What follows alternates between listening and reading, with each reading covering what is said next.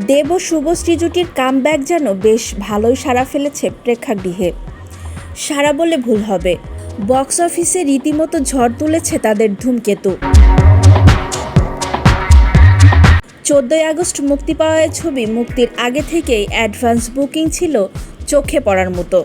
প্রথম দিনে প্রায় 2 কোটির বেশি আয় হয়েছিল। 4 দিনে প্রায় 10 কোটির বেশি টাকা ঘরে তোলে দেশু জুটির এই ছবি। কিন্তু অনেকেই ছবির আয় নিয়ে সংশয় প্রকাশ করতেই ছবির প্রযোজক রানা সরকার এখনও পর্যন্ত মোট আয়ের একটা পরিষ্কার চিত্র তুলে ধরলেন সোশ্যালে।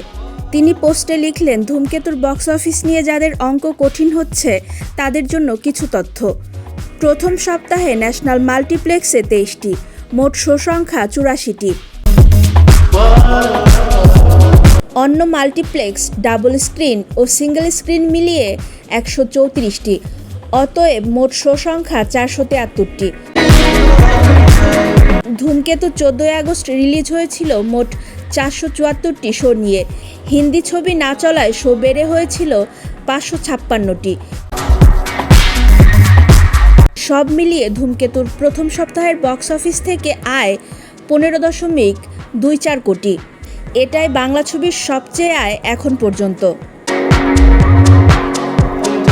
তিনি আরও লিখেন, ন্যাশনাল মাল্টিপ্লেক্স চেন ও নন মাল্টিপ্লেক্স হলগুলোতে বাংলা সিনেমার অতীতে যা বক্স অফিস কালেকশনের যে অনুপাত ছিল সব হিসেব ভেঙে দিয়েছে ধূমকেতু ও দেব শুভশ্রী জুটি।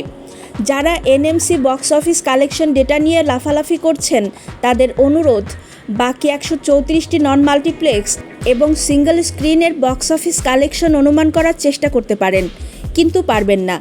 কারণ ইতিহাস যখন তৈরি হয় তখন কোনো হিসেব বা ফর্মুলা মেনে তৈরি হয় না, সবটাই সময়।